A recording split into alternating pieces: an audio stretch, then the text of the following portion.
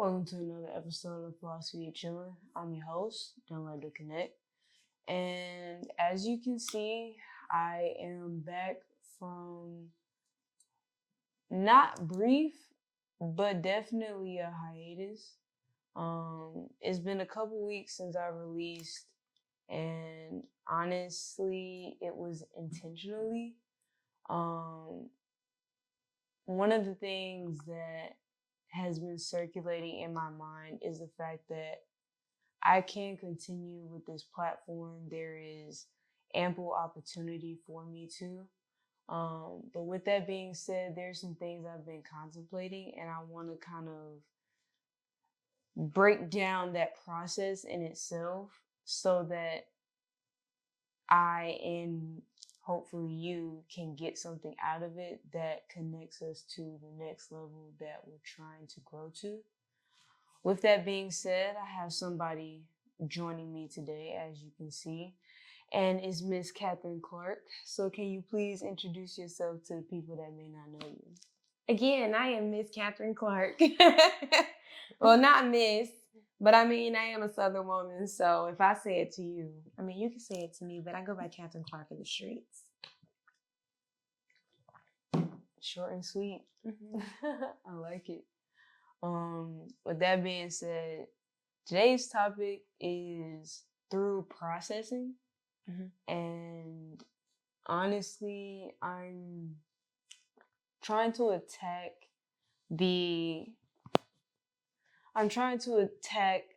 phase of it or the process of processing in general because there's a lot of aspects that are involved with it that can be broken down, and I can go all day into each of those specific avenues, but the real question that I'm trying to address is what aspects of processing do not just I, but someone or one should be aware of in addressing what they're considering before they commit to taking an action of response or reacting in general, honestly. So that's honestly what's been on my mind. And I've tried to record this video like 3 times. And even in the process of trying to record this video, it brought up different, not necessarily learning lessons, but in the process of trying to record this, it highlighted the processing that I go through in order to actually show up presently for something that I'm trying to do. And what I understood in that process were 3 like major things. 1, my mental aspect. 2, who I'm around when I'm trying to complete the task. And then 3, how I decide on what action to take in response to what I'm seeing. And I really just want to go through just how you can get from point A to point B. And I want to start from the beginning, which is really trying to address what it looks like when you actually acknowledge your emotions are getting heightened. Now, this is something you're asking me? Yeah, generally speaking. I guess for the base, you asked 3 questions in one. So I guess the first answer, stop biting your lips. So I guess the first answer I have is like, I don't know. I'm not going to lie to you. That's an honest answer. I have no idea what the process is to get from point A to point B, but I know the in-between steps. The in-between steps I like to take when I know that sometimes, because we're still always shedding old versions and variations of ourselves, that I be having to be like, okay, maybe, just maybe, this isn't the end of the world. But also, see, I'm not a person who believes in fully 101% dealing with the feelings that you have on a surface level. I don't believe in that. Why? Because it depends on the person, right? You could feel something and then it could seep into the rest of your energy and your demeanor on a surface level. And that's not even probably what the intentions of the person was or how the situation was supposed to turn out. And so that's my first step in between. But also, I had to learn a lot of emotional regulation. Like, just because it upsets me or just because I am sad about it doesn't always mean that I have to like protrude that throughout my like body language or demeanor. Especially as a multidisciplinary creative, and we talked about this, everything is always changing all the time. So when I be like it's above me, I really put it above me. Because otherwise I just lose my mind and I'll just like walk around with my head cut off. And I prefer not to do that. It makes me feel anxious. Um, I also had to learn emotional regulation in order to figure out how to not be as anxious. I tell you all the time, and I mean obviously you see my stole, but lead with love and move in fear is really true because I still choose to show up and log on every day in life, even if I don't know how I'm going to get to point B. Like, I don't think I'm supposed to know how I'm going to get to point B. I just think I'm supposed to just show up every day with what it is that I got and just doing the best that I can. And then all the rest of the stuff is going to fall into place. So that's my motto. I mean, yeah, I definitely agree to a lot of the points that you made because those are things that one I'm growing through and one I'm also exuding, whether I know it or not too, which is interesting because I think, but I know that's why I wanted to talk about this topic today because I'm one of those people I cannot hide my face. Me Like neither. I can't.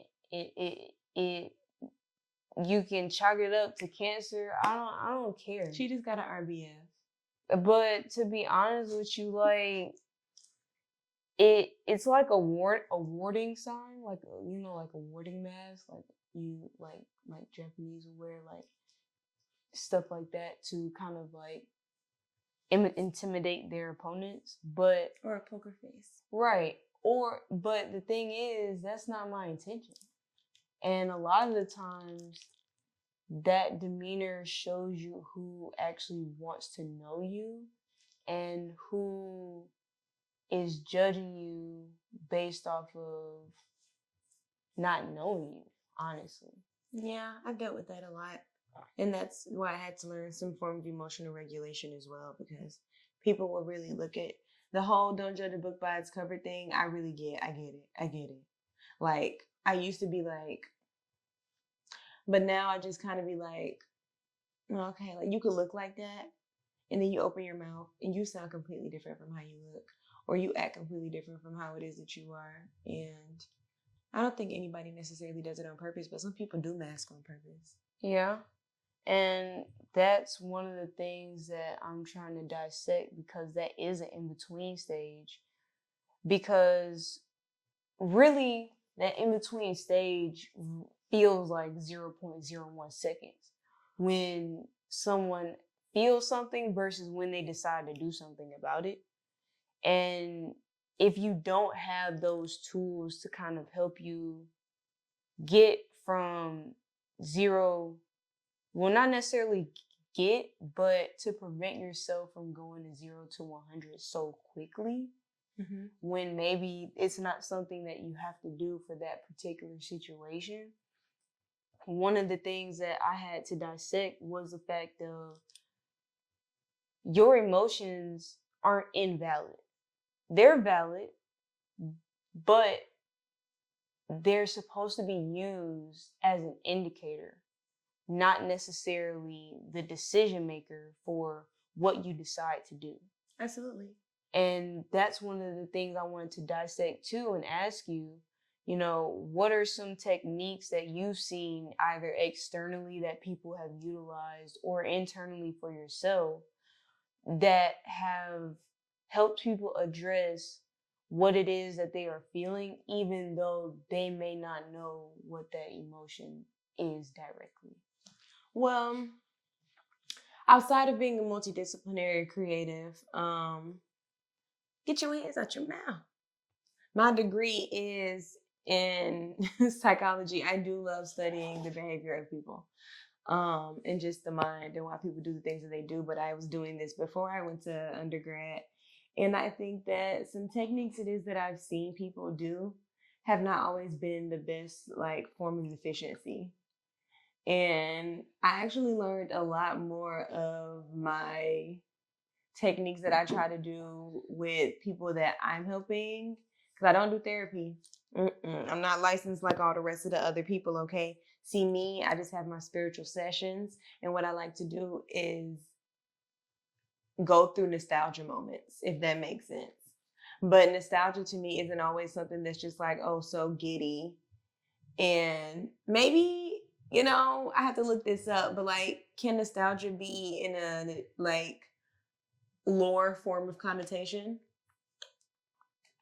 I don't know, but if it is, that's what I try to do. I try to like bring out the nostalgia or like have a story time without you realizing that you're backtracking through the lore or through all the trauma and stuff. Mm-hmm. And then it helps them understand that certain point where it happened, of where that trauma formed, or of where that moment formed to where now at 25, they can articulate certain things about how it is that they may feel because they don't really think anyone's going to listen or it's not going to be receptive or so forth and so on.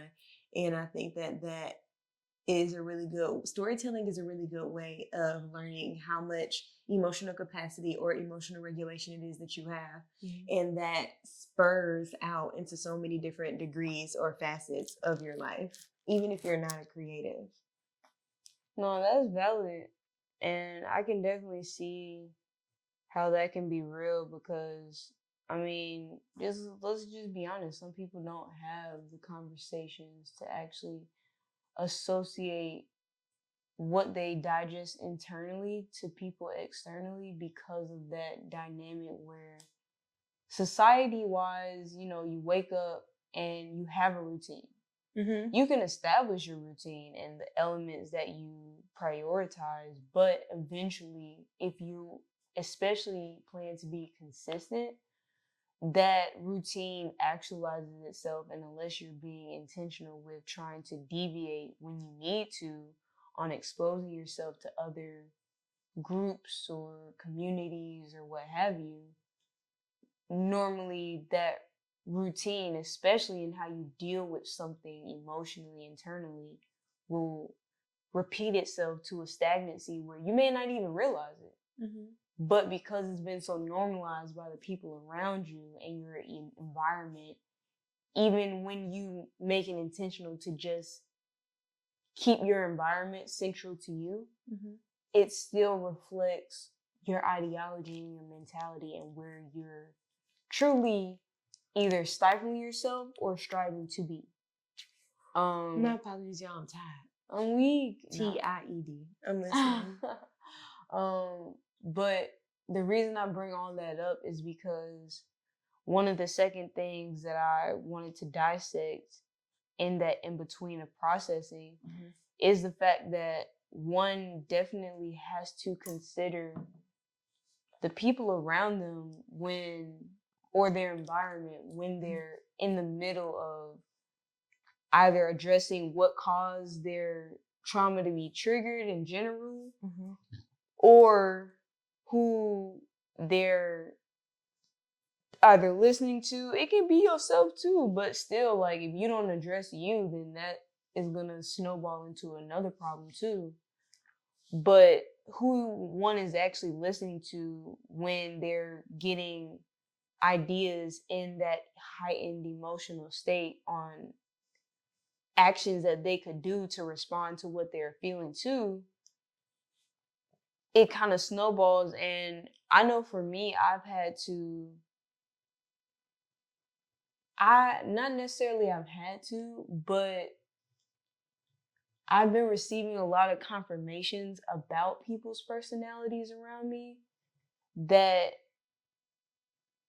I wouldn't say it's disheartening, but when you know the potential of somebody versus what they're actually showing you presently and the actions that they're committing to, there's like a gap between that potential and what you're actually showing that kind of creates that in between where it's like, dang, bro, I could really crash out because I'm seeing this potential, or I'm seeing the ways in which you could react that I could respond to. But instead, in reality, you're choosing this path. And it looks different for everybody, but essentially, what are some things that you've learned from your environment, and how have you been choosing to walk forward despite it? I mean, I think that just goes back to the tactics it is that I use when I am doing my spiritual sessions, because you have to, like, if you don't have, again, honestly, that's it. That's the one. Emotional regulation is the process of processing. Because if you don't have like the emotional capacity or the understanding to just be like, maybe this is a form of deflection, maybe what it is that I did to you isn't even on such a magnitude to the degree of how it is that you're responding, but maybe it's something that reminded you of something that you didn't respond to in that moment, but now you feel, or your brain is remembering it as okay, this is how it is that we would respond to this, because this is how it had made us feel, but we didn't get a chance to do it this way. So now when this person does something that's even in the slightest of reminding me of something that I have not healed from yet, or I have not fully processed, stop picking, that I have not fully processed, then, you know, that is a deflection. And I think that oftentimes, see, you're picking, you made me lose my train of thought, woman. I think that oftentimes people won't know the background, but that's why, again, full of cliche ass statements, but treat people how it is that you would want to be treated. You never know what anybody is going through. You never know what anybody is feeling, or you never know how unhinged a person is for real, you know? And everybody don't have the same processing skills, or a lot of people aren't given the tools to process things correctly until they get into their 20s. Unless you are a parent who had your child in therapy at a very young age, or was teaching them some form of emotional regulation. So people need to start being more cognizant of the fact that we're all going through the same things with just different fonts of experience. Yeah. That's real. And honestly, Oh, go ahead. with different fonts of experience. And I say that to say, words like is disheartening and I understand that, I do, but the thing is that I had to learn is while learning all of those things and learning emotional regulation and just being like, I could go off on you, but I also understand from me paying attention to you and just observing and listening, you've had an experience that is similar to this one before, or someone has done something to where you were not in a place where you felt like you couldn't stand up for yourself. So now you're being the version of you that you needed, and that's fine. But I also could have done something that may have came off wrong, and I can just apologize because those weren't my intentions. But I cannot fall in love or try to understand the potential of what it is that I think you're able to do, because like you tell me all the time, you got to meet people where they are, but I meet you and I leave you where you are. Okay, so while it may be disheartening, I don't let it be as disheartening as it may be, because I didn't tie myself to the potential of the person it is that I knew they could be. That's I real. tie myself to the actions and intentionality that they've been showing me. Yeah. And that was something I was going to support your statement in earlier too, because I'm finding more and more now that I just have to do it not that I have to, but I am choosing to do it more consciously than I have in the past. Because in the past, I've had to work to identify, to address, even when my emotions are heightened. Because sometimes you don't even know, because you think, oh, okay, I'm just responding like normal. But it's not normal because of the state that it puts you in internally. Because I know when I get upset, like, my body doesn't just like get hot, but like my mind goes on its own little course. Exactly. To where I react in ways that aren't necessarily correlated to the personality that I carry or I try to make more prominent on a day-to-day aspect. Mm-hmm. With that being said, a lot of the things that I've seen thus far, especially in regards to the environment, people around me, and not getting married to the potential of a person, but necessarily their present actions. Mm-hmm. I've also understood that in the processing phase, you have to address what you're seeing in comparison to the difference of the potential that you're seeing. And what I mean by that is, like I said before, I've tried to record this episode 3 times. And the first time I accidentally made a mistake to where I deleted the footage that I had just recorded. And I got upset with myself and I was like, okay, I have to go through this process in itself just to understand what are the elements for me to address so that I can get back down to where I can deal with the situation from a sane mind so that I can move forward with the other things that I have to do throughout the day. Mm-hmm. Then the second time, it was like, okay, I have the environment supposedly, but as I was recording, there were some things that were being pointed out to me where it's like, dang, maybe it's the person that's around me in the place that I'm in currently that makes me feel like something is off. And what I had to realize was I can't I can't say that I'm upset about something if I can't identify what exactly I'm upset at, or what I'm sad at, or what I'm happy at, or what I find joy in. And in doing that process of trying to become more aware, I've had to learn that, like you said, that emotional regulation starts from being able to identify what's the trigger in the first place. Because I had to realize that, okay, if I'm noticing that this is triggering me, there's either one or two things for me to do: respond to it immediately, or save space for me to digest what it is making me feel before I take action into responding to it in general. So I wanted to ask you one more thing in regards to the environment, which is, what are some things that you've identified that are triggersome to you, but you've been able to identify those elements so that you could work through?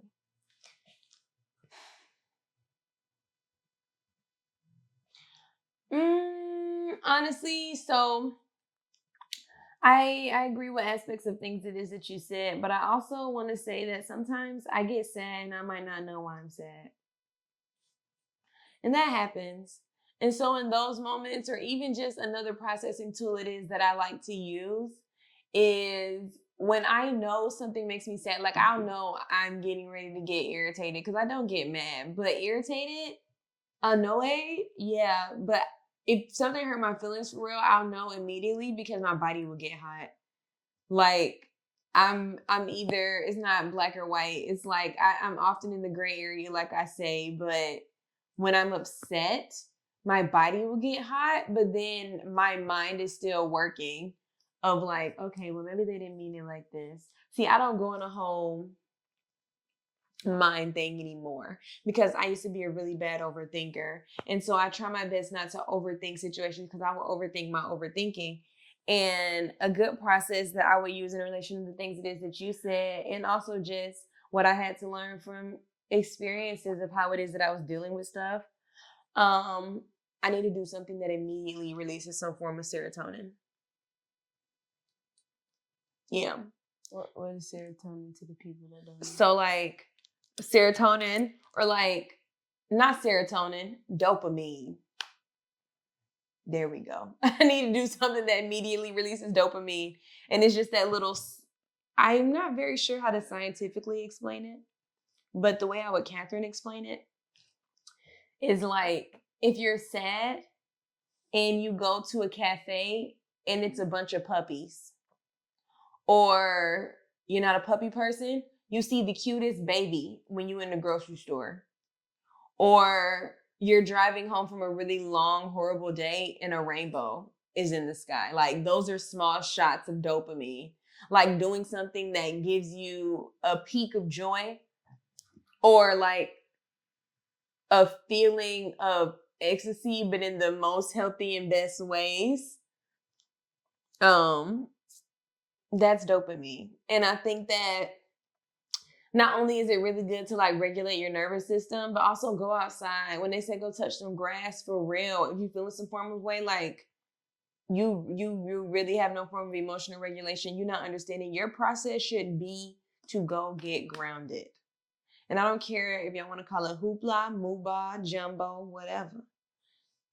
Being outside in the sun, dopamine, doing things that make you happy for a period of time. Because the thing is, we've gotten so conditioned in the society to where if we're upset or if we're mad, we're about to, you just a picking woman. If we upset and we mad, we indulge in that. Like we get deeper in the upset, or we go and isolate, or we go inside of our heads.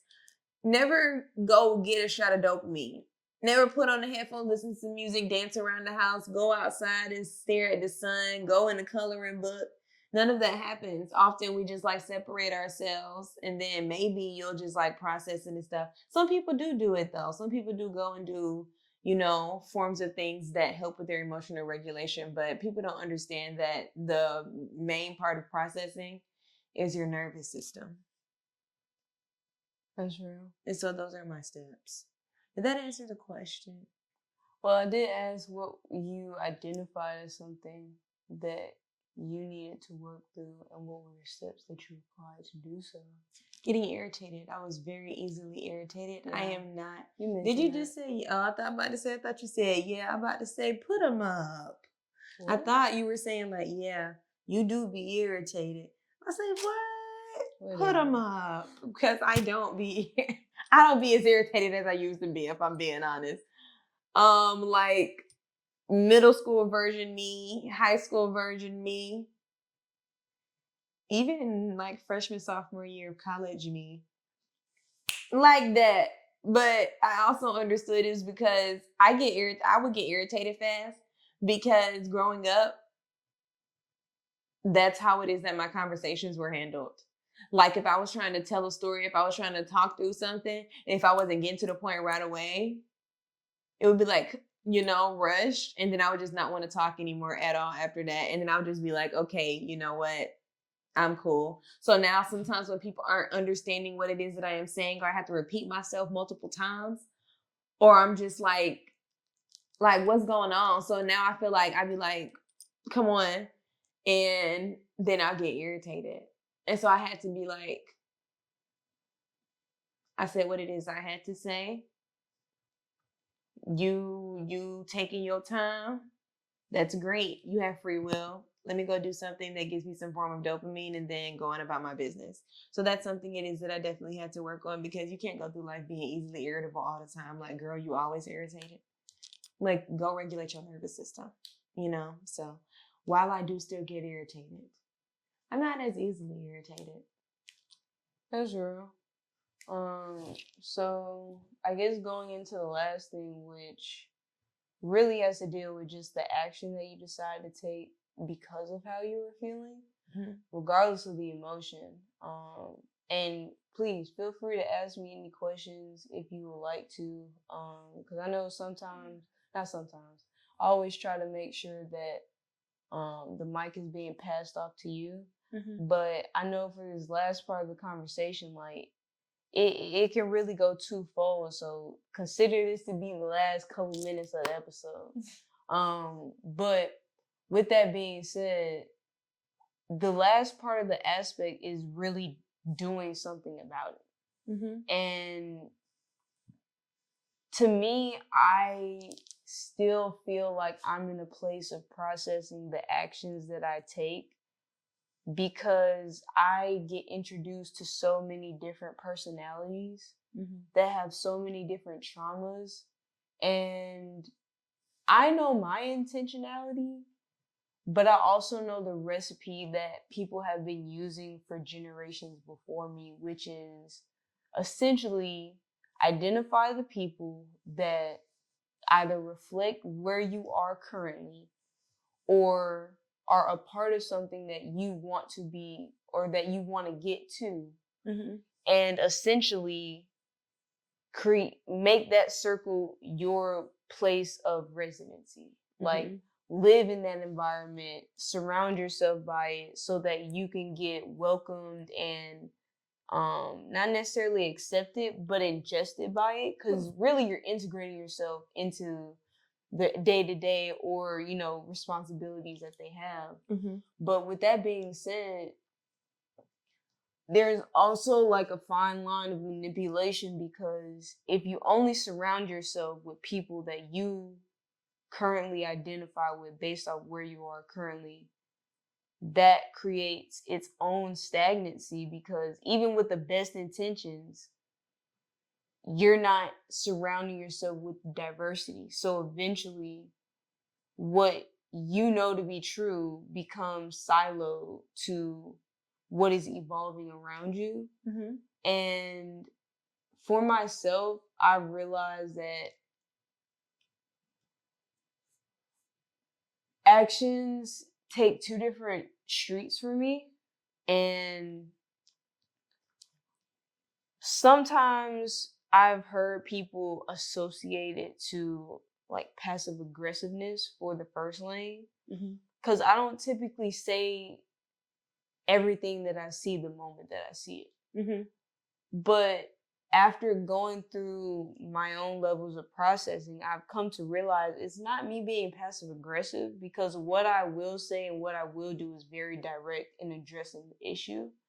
But I also try to respect how another person, one, has communicated to me thus far about their personality and their intentions, and then two, trying to make sure that I'm still trying to honor the growth that I have to do, because I don't want to respond to something too soon.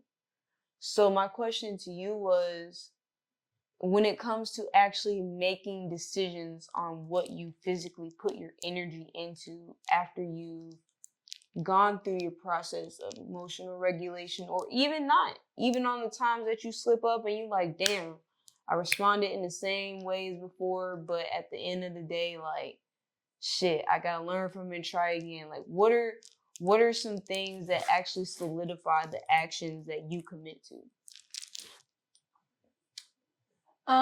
Even though, some people may say I actually do have things to lose. And even if people might not see those things, I feel like I'm always catering, not always. I cater a lot to my present self, but I am often catering to my future self. I feel like it's disrespectful of me to do certain things in the same ways it is that I used to, especially if I'm always evolving or transforming, or like, again, I just made a whole mixtape about the last 7 years of my life. Can we have a conversation? Y'all go stream that. But I did that because how disrespectful of me, or how disrespectful of you to continuously move in the same habits or keep the same forms of communication skills, coping mechanisms, just like anything. When you're supposed to be evolving, and I understand the brain does this thing where it keeps you comfortable. So when you are getting ready to do something that is out of the ordinary or non-familiar or unfamiliar, you will then talk yourself out of doing it. But again, I say this every time, you cannot have you cannot have one foot in the old vibration, the old frequency of who it is that you were, and another foot in the new version that you're trying to be. You got to show up and put both feet in the new version that you're trying to be, like 10 toes, wholeheartedly. Because otherwise, you're doing a disservice to your future self who's left all these crumbs and these like little, like, you don't find things by coincidence. You don't get opportunities by coincidence. Things aren't coming to you by coincidence. These are things that, whether it be your future self has wanted to come into fruition, whether when you were younger, things that you didn't realize you even prayed for, you're receiving now in your 20s, and just like different things. Your life is always evolving based off of the energy it is that you are giving out, right? So that is what keeps me being consistent, because if I don't, then all the things it is that I'd be like, I got shit to lose. Even if I don't see the shit right now, one thing I could do might just lose the shit. So I can't just be like, sometimes I'll be willy-nilly, or sometimes I might have some of the same habits or mechanisms, or might respond in the same ways that are of a frequency I'm no longer trying to vibrate on. But that's what keeps me solidified in trying my best to do the actions that I'm supposed to be doing as an evolved version of myself. Because when I get older, or as I like grow wiser, my future self not going to be looking at me like, you had one job. I left all the steps. I left the plans. I put this opportunity in this space, in this point of your life. This is what you were supposed to be going on. And again, life is full of choices. So one choice it is that you make can change or transform your life completely without you even realizing it. So yeah. Plus, it's not for the other person, it's for you. You're supposed to be the one that's doing the work. Like, it's not for the betterment of them, it's for the betterment of you always. And so that's just how I think about it for me. That's real. And those aspects are things that I have been contemplating, because one thing that I've always noticed is the fact that when it comes to people that have been considered one of the greatest, they already had their mentality to keep going. Mm-hmm. Not to say that they didn't have days where they was like, fuck it. But they still had the fortitude to, despite if nobody was watching, if everybody is watching, they're going to push through. Yeah. And for me, it's been kind of interesting, because I've been contemplating, even myself, the continuation of the philosophy of chilling. And this to me is like a pivotal point, because I could really stop this if I wanted to. Mm-hmm. Like, I could stop doing this, and I could have more than enough tasks to make me feel validated in saying I don't have time for that, or maybe it's not prominently for me because of everything else that I feel like I have to lose in regards to the professional work that I do. Mm-hmm. And that's real, because I work with a lot of people that work with larger scales of not just revenue, but of people that they are connected to, and their audience levels and things of that sort. And there was one thing that I met an individual maybe like a couple weeks ago, and they said something that really stuck to me. If you're going to continue this pattern, you have to be willing to accept that extra time that you'll have to invest in other people just by listening. And I thought about that, and I was like, I try to do stuff like that now, but I also have to be intentional about listening to myself too. Because, again, like I said, a lot of the things that you mentioned, technically, there are people out there doing that already. But there are people that are doing that on a surface level and are getting praised for it. But deep down, they know that they're not exuding exactly what they're supposed to because they're simulating their actions to where they want to be and not where they need to be and where God told them to. With that being said, I know that a big thing of making the decision to make an action involves what you feel like you have to lose. Because a lot of people stop doing things publicly because of either the feedback or the fact that like it's not actualizing itself in the way that they thought it was supposed to. Mm-hmm. So I guess my next question is, what are some things action wise that are reflections or indications to you that you either still have some growing to do or that, dang, I do need to like put myself in a space where I can see an example of what I'm trying to grow to? So while I don't necessarily believe in the whole be surrounded by people, I do believe in being surrounded by people who are like-minded. I do. Like if we're not on the same timeline, then we're just not on the same timeline anymore. And I do agree with being surrounded by, oh, you finished it already? Okay, well shit. I'm slacking. Um Being surrounded by people who will push me, but also like find an interest in what it is that I am also doing. Like I'm not just oversharing, or that's an action that I used to do. And I still do it sometimes, and I have to stop. Like I'll overshare because I get so excited about my ideas or my plans or the things it is that I'm getting ready to do. And like over the past year, for real, I really had to stop like saying things that I was getting ready to do. So people really didn't know a lot of the shit that I was getting ready to do until I had said it to them, type, right? But I liked that. I liked you not knowing what it is that I was getting ready to do, because regardless, you guys are going to watch it, you're going to pay attention to it.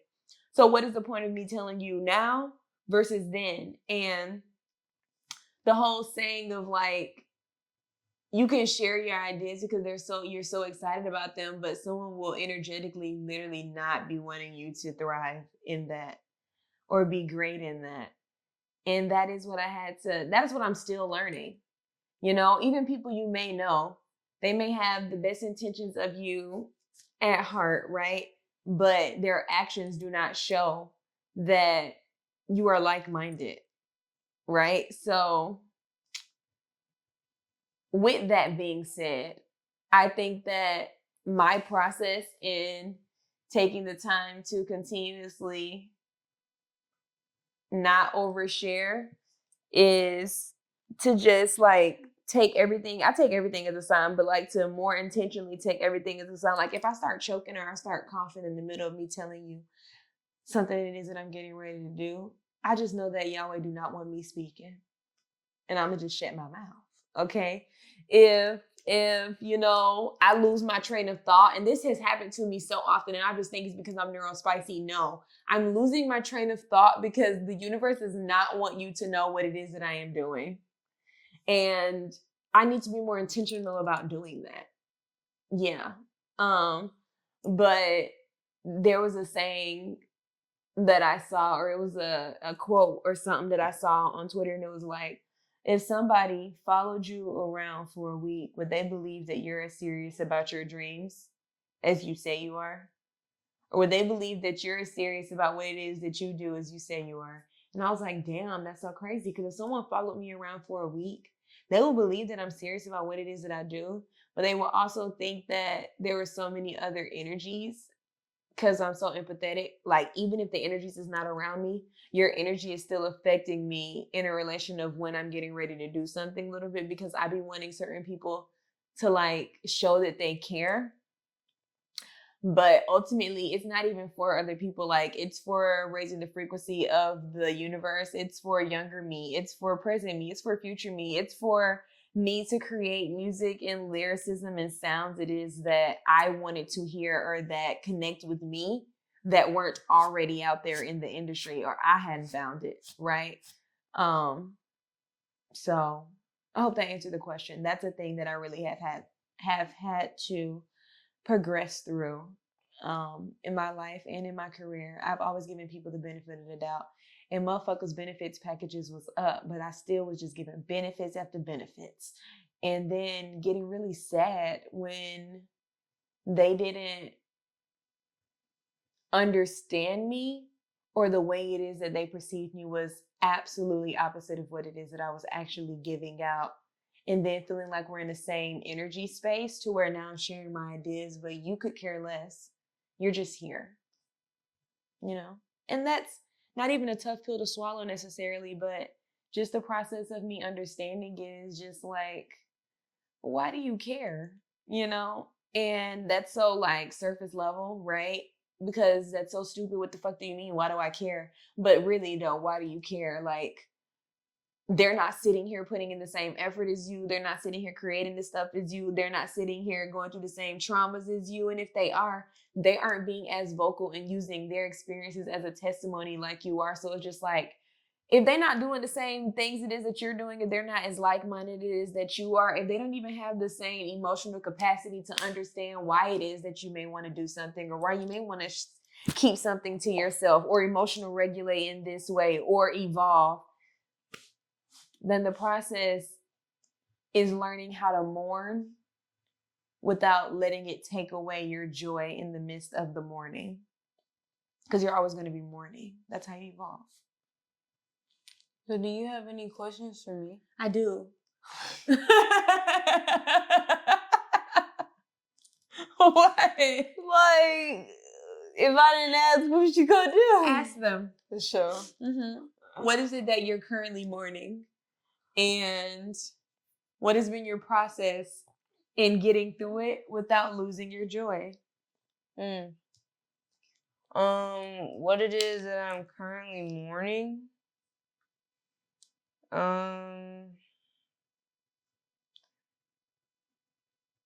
I guess the dynamics of relationships that I would have around me at this point in my life. So it's a theme. I guess so. But so mourning what is presently being displayed by the people in my life, because even though it takes time and resources that are limited to actually achieve and experience one's visions or dreams in reality, it's still about the consistency. And you can't be consistent if you don't have support, even when you feel like you can't go on anymore. And for my situation, it's very abnormal because I get placed in conversations with people that, like, socially, on social media, like, you will never really actually know how many people I've been introduced to. Which is crazy because people think social media is everything. And it's like, oh, you got X, Y, Z, ABC followers. Yeah, that shit's fake. That's not how many people I know. That's just who chooses to associate with me publicly. There's a difference. And I guess I'm mourning that difference because I've had so many conversations and I never have surface level conversations. Yeah, like when it actually comes to crossing paths with people, it's never a coincidence, but it always shows me something. And right now I'm trying to deal with the fact that who I have around me, they're starting to compartmentalize themselves because of the actions that they're doing presently. And I'm trying to identify what those actions correlate to in regards to the dreams and the visions that I'm trying to work to. And respect the space that they are living in currently. And as I'm respecting the space that they're living in currently, I'm also trying to show love to myself internally, because it is about the work that I'm putting in individualistically. Mm-hmm. It's not about the other person and what I know that they could be, but just respecting where it is right now and just being like, you know what? I can't force anything. And in order for me to achieve, or at least have a better mentality to get through the hard things that I have to deal with and go through, Mm-hmm. I have to be more intentional in loving my process and my commitment and my intentionality, because I also am identifying the fact that if I am choosing to go on this path, I'm going to continue meeting the caliber of people I have met in the off camera and who I am meeting on camera. Mm-hmm. And I have to have the emotional capacity, like you said, to be able to deal with all of the traumas and people that are surrounding me, whether it's in regards to who I encounter professionally, personally, and sometimes spiritually, that just randomly come to me. But that's basically where I'm at now, and conversations like this help me process it more, because even on the times that I recorded this before, a lot of the things that we're saying are things that I brought up, but I realized that I had to over explain sometimes in the spaces that I felt uncomfortable, versus now where those different topics are coming out natural. Mm-hmm. Which is good, because it just shows the difference and also confirming what I'm digesting. So that's kind of how I'm dealing with it, because at the end of the day, like, I know where I'm trying to go. I know that I have the potential to get there. But at the end of the day, I don't control the pathway that one, of what it actually looks like, and two, of what I will actually um experience when it is achieved in actuality. Mm-hmm. Does that make sense? Yes, it does make sense. And that just goes to show the statement that I said of, if someone was to follow you around for a week, would they believe that you're serious about your goals as you say you are? It's not even just you. It's also about the people that you may be around, the people they might see you interact with, because the whole birds of a feather flock together thing, that's not necessarily true. Like, we can all flock, but we might not all be the same kind of birds. We might just be gang. We might just be birds, but not all the same kinds of birds. But because society is all about perception, you don't know how, if this person is lackluster in their work ethic or what it is that they're doing in their platform, and you're not even on that type of time, but you're doing something different. That's mourning. That's saddening, because now you have to like mourn what it is that you thought you were going to grow in with said person, or with said group, or in said relationship, or in said chapter of your life. Mm-hmm. And people don't understand that a lot of trauma is never healed necessarily, because you don't mourn the person that you were before the trauma happened. You think you're still going to be that same person. But even at a young age, I think it's either 5 or 6, your brain, each piece of trauma it is that you experience, each, inconveniencing moment in your life, for real, leaves a little black dot on your brain. And people need to stop. People need to stop and mourn the versions of themselves that things happened to, or people left in, I think it would be easier to go through the process of getting back to the love aspect, whether it be self-love, platonic love, or romantically. So I like that. And that's really good.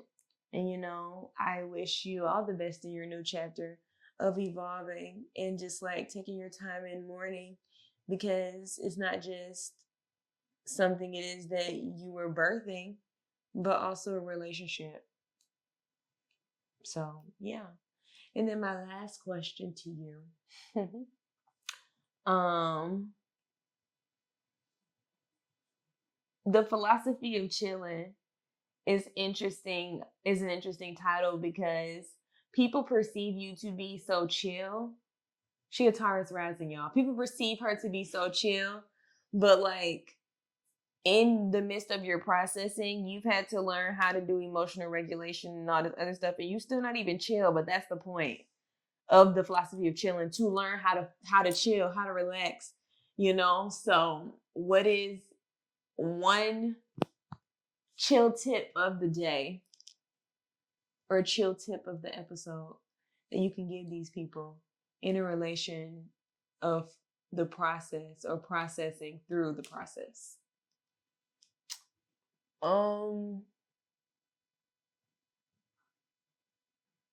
That's a great question. And to answer, you didn't ask me this question, but to address the point you made, that's kind of why I made the platform the title that it is because so many people would come up to me and be like, "Oh yeah, you're so chill," and it's like, "No, bro, I'm really not." Exactly. And it's like I do be wanting to crash out, but at the same time, for one, a crash out for me isn't the same when it comes to, well, let me say it like this. If I crash out, I'm not the person that you see presently. Like I wouldn't be Dunlap, I wouldn't be like, y'all wouldn't know me because I would be in jail. And I would have to deal with that aspect of our society from a whole different area and then work my way back from that. And I'm not saying that in a jokingly manner. I'm being so serious, which is why I take the actions that I do very intentionally, even in regards to the words that I say, because if I just had no filter, y'all would know. And people really wouldn't want to tell me the things that they've told me from what I've experienced thus far, because you wouldn't think I'm as of a safe space as I get associated to. And I am proud of that, and I try to honor that with considering the best ways to respond to the situations that I am put into. With that being said, a lot of the reasons why people associate me to being so chill is the fact that at the end of the day, you never know the full story. And I guess that would be my tip of the day, because you may think you know the person. That could be your best friend. Multiple years. You know what I'm saying? And you be like, "Oh yeah, I know them," or shit, even if it's a partner, you done been with them for what, 30 years, 25 years, 2 years, 3 years, it don't matter. You never know the full context. And situations that happen to you directly are microcosms to things that are happening around you and above you. So if you think that this situation is one that is going to help you, well, let me say it like this. If you think your response to a situation doesn't really affect you and the trajectory that you're trying to go to, you're wrong. Because yeah, you might feel validated. Yeah, you might, you know what I'm saying? The emotions might come easy to you and the actions that follow are natural. But the thing about it is, you have to assess your vision in regards to the context that's actually given to you. So if you already know you don't know the full story, what makes you think you're valid in responding in a way that is contradictory to what you know you're not supposed to do? If you're just feeding into that, what do you think it's going to do? Like, it's going to snowball in a way that you may not know how it'll come back on YouTube. So it's just a best practice for me to, even if I get irritated, even if I get frustrated, I'll walk away from a situation before I would try to respond to it, because I always know I don't know the full story. I don't know what y'all said to me unless you have the gall to inform me and say it to me directly. And a lot of people don't. So, with that being said, because I am so empathic and I can feel energy around me before someone tells me, I have learned to lean into that more and more and just be like, okay, I don't know the full story, but I know what I'm feeling and I gotta go. Or I need to go outside and I need to just sit in the sun, and I would rather cry before I try to attack somebody or attack a problem when that could be more detrimental to me than I even realize it to be. So just fucking chill. Okay? Just wait. Because you don't know how you responding in that moment is going to affect the conversation or the situation versus you responding 30 minutes later or an hour later. And also, I say all that to say, yeah, you don't talk. You don't say everything that's on your mind. Yeah, you say it with a bit of a filter, but that doesn't mean that she sugarcoats it either. It's just she's going to give you a soft blow. Me, on the other hand, it'll be a soft blow, but baby, it's going to blow. With me, it's going to blow. I don't have no filter. Okay, and I used to. I did. Then I was like, that's some surface level shit. No, because she doesn't do it from a place of it's just like, you know, yeah, I get you. I do understand that. She'd be like, I understand that. But like, also, man, you know, da da da da. I'd be like, I see what it is you was trying to do, but let me tell you what it is that you did not want to hear. And sometimes you need that. But that is how you know that you are around people who are not only evolving on their own merit, but wanting you to evolve also. Because that's the process, and the outside of everything else it is that we just said, another main key of processing the process is having people around you who are going to tell you things that you do not want to hear. Emphasis on do not want to hear, even though it's frustrating and annoying. And it's just like, I know we talk about this, not frustrating and annoying, That's but you real. evolve. See, look. That's real though. And we talk about this in social media and all this other stuff, and people are becoming woke and all this other shit. And woke also was a term used to talk about Black college students or like Black people and students who were becoming woke to what was happening around them in America based upon their entity of like breathing and living. But since everyone is now so woke in the world, what people fail to realize in the midst of being woke is being okay with the person that I have known for 5 years or the person that I've known for 5 months telling me some shit that I might know may be true. But I'm going to be deflective. I'm not going to accept what it is that you're saying to me. I'm not going to receive the growth point it is that you may be trying to give to me. And it might not even be true. It might just be their observation and their own point of deflection. But the thing is, emotional capacity and regulation in all aspects. That's it.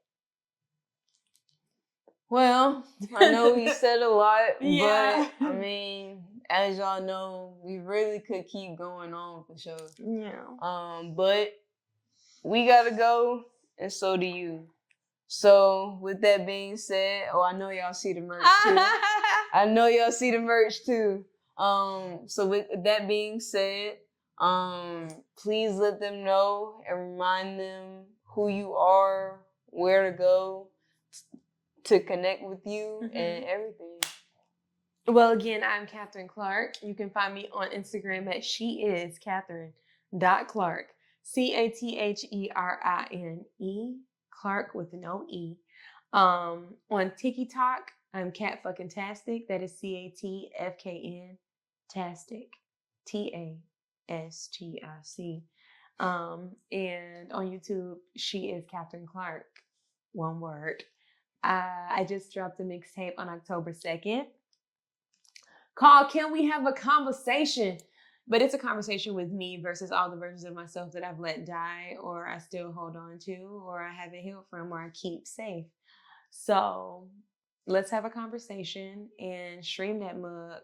We just had a pop-up show. If you're in Atlanta, okay, you better come to these pop-up shows, baby. It's exclusive. Okay. They don't know. They don't know. I make one of one merch exclusively, always different. Each pop-up show. Each track is going to have a pop-up show. This one was for track 4, Admonition. Okay. Other than that, stay tuned with the rest of the things that are happening. We got visualizers coming. And stay locked in so you can watch the next episode of the Philosophy of Chillin. With that being said, we out of here. Peace.